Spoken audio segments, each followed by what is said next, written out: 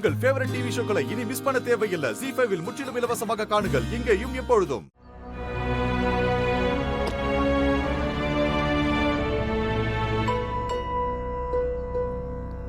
அம்மு, என்னாச்சு?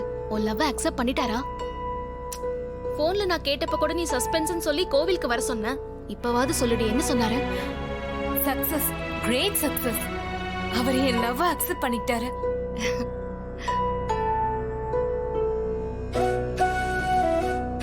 இப்போ இந்த நொடி உலகத்திலேயே ஹாப்பியஸ்ட் பர்சன் யாருன்னா அது நான் தான். அப்படியே சந்தோஷத்துல பறக்கணும் போல இருக்கு. இதான் லவ் ஃபீலிங்கா? லவ் வந்ததும் எப்படி உளர ஆரம்பிச்சிட்ட பாரு.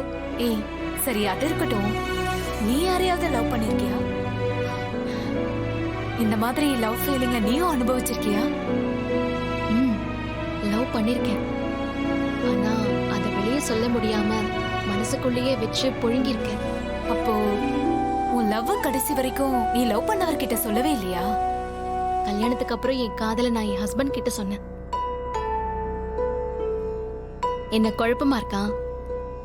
நான் காதலிச்சவரை தான் கல்யாணம் பண்ணிக்கிட்டேன். இப்ப நான் அவர் கூட சந்தோஷமா குடும்பம் நடத்திட்டு இருக்கேன். உன்ன மாதிரி நானும் காதல்ல சக்சஸ் ஆகி அவரே கல்யாணம் பண்ணி வைப்பாரு. அதுக்கு தாண்டி இவ்வளவு தூரம் முயற்சி பண்ணிட்டு இருக்கோம்.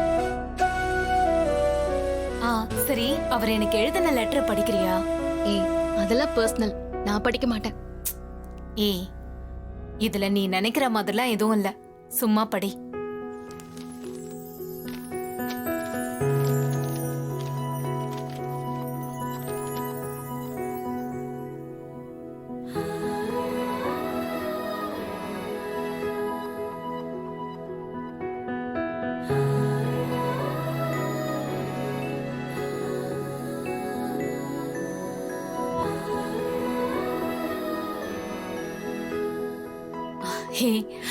அவர் என் லவ் இவ்வளவு சீக்கிரம் ஒத்துப்பாரு நான் நினைக்கவே இல்லை. ஏய், உன்னை போய் யாராச்சும் பிடிக்கலன்னு சொல்லுவாங்களா? உன் அழகு என்ன, படிப்பு என்ன, வசதி என்ன, திறமை என்ன? உன்னை கல்யாணம் பண்ணிக்க நீ நானு போட்டி தானே போடுவாங்க. அப்படி இருக்கிறப்போ உன் ஆளு மட்டும் உன்னை எப்படி ரிஜெக்ட் பண்ணுவாரு? ஆனாலும் நீ கொடுத்த லெட்டரை பியூன் மூலமா அவருக்கு அனுப்பினப்போ மனசெல்லாம் திக்கு திக்குன்னு இருந்தது. அதுக்கப்புறம் அவர்கிட்ட இருந்து பாசிட்டிவ் ரிப்ளை வந்ததுக்கு அப்புறம் தான் நிம்மதியா இருந்துச்சு. அப்ப இனிமே டெய்லி ட்ரீம் தான், டு இட் தான் சொல்லு. ஹே, நீ ரொம்ப ஓவரா தான் கிண்டல் பண்ற. ஏய் சரி, இந்த விஷயத்தை உன் அப்பா கிட்ட நாம சொல்லிடுவோம். அவர் தாண்டி உன் கல்யாணத்தை ஆர்வமா எதிர்பார்த்துட்டு இருக்காரு. சொன்னா ரொம்ப சந்தோஷப்படுவாரு. அதெல்லாம் வேணாண்டி. ஏன்? இப்ப அவர்கிட்ட சொன்னா அடுத்த நிமிஷமே ஃபேக்டரிக்கு போய் அவர்கிட்ட பேசணும்னு சொல்வாரு. பேசட்டுமே, அதுல என்னடி இருக்கு? என்னடி புரியாம பேசுற? அவர்தான் லெட்டர்ல தெளிவா சொல்லிருக்காருல, எனக்கு கொஞ்சம் பிரச்சனை இருக்கு, அதெல்லாம் சரியாகிற வரைக்கும் நம்ம லவ் மேட்டர் வெளியில தெரிய வேண்டான்னு. அப்புறம் இப்படி அவசரப்பட்டா எப்படி? இல்ல, சொன்னா சந்தோஷப்படுவாரு. இது வரைக்கும் அவர் உனக்கு கல்யாணம் ஆகலன்னு கவலையா தானே இருக்காரு. இதெல்லாம் கொஞ்ச நாளைக்கு தானே, சொல்லாம விட்டுற போறோமா என்ன? சரி, சீக்கிரமே உன்னோட காதல் கல்யாணத்துல முடியும்னு வாழ்த்துறேன். Thanks D. கிளம்பலாமா? இந்தா.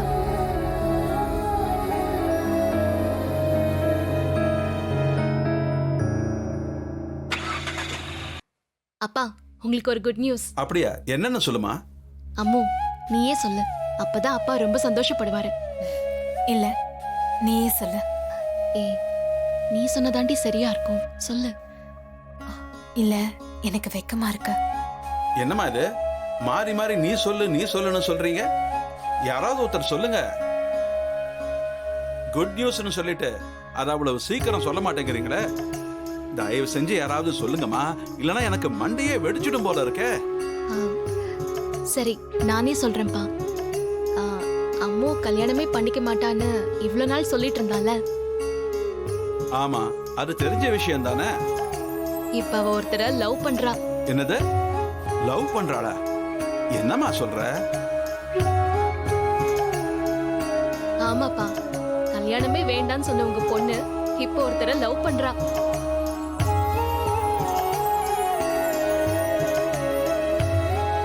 என்னால நம்பவே முடியலையேம்மா. இரு, நான் கிள்ளி பாத்துக்கிறேன். நீ சொல்றது நிஜம்தான். எப்படிமா இந்த மேஜிக் நடந்தது? நான் தான் அன்னைக்கே சொன்னேன்ல, கால நேரம் கூடி வந்தா எல்லாமே நல்லதாவே நடக்கும்னு. அதுதான் இப்ப நடந்திருக்கு. அவ்வளவுதான். அம்முக்குட்டி, நீ உண்மையாவே லவ் பண்றியா? என்னால இப்ப கூட நம்ப முடியலமா. கல்யாண பேச்சு எடுத்தாலே கிலோமீட்டர் கணக்குல ஓடுவ. இப்ப நீ லவ் பண்றது எனக்கு ஆச்சரியமா இருக்குமா? அது கூட ஆச்சரியம் இல்ல. உன்னை இம்ப்ரெஸ் பண்ற அளவுக்கு ஒருத்தன் இருக்கான். அவன் யாருன்னு நான் இப்பவே பார்க்கணுமா? அதுக்கு நீங்க உங்க கம்பெனிக்கு தான் போகணும். என்னம்மா சொல்ற? ஏன் கம்பெனிக்கு போகணுமா? அப்ப அம்மு லவ் பண்ற பையன் ஏன் கம்பெனில தான் ஒர்க் பண்றானா? ஆமாப்பா, அவர் அங்க லேபரா ஒர்க் பண்றாரு. என்னது, லேபராவா?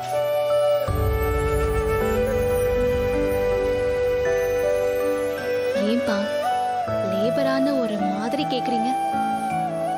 ஒரு முதலாளி எப்படி தொழிலாளிய லவ் பண்ணலான்னு தகுதி தராதாரம் பாக்குறீங்களா? அப்படிலாம் ஒண்ணும் இல்லம்மா. என் பொண்ணு ஒருத்தனை செலக்ட் பண்றான்னா அவன் சாதாரண ஆளா இருக்க முடியாது. அவங்கிட்ட அழகு, அறிவு, திறமை எல்லாம் இருக்குன்னு தெரியும்.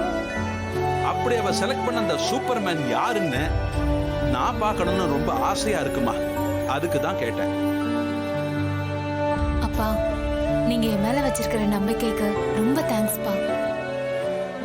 நான் லேபர் ஒருத்தரை செலக்ட் பண்ணிருந்தாலும் அது ரைட் சாய்ஸா தான் இருக்கும்னு நினைக்கிறீங்கல்ல?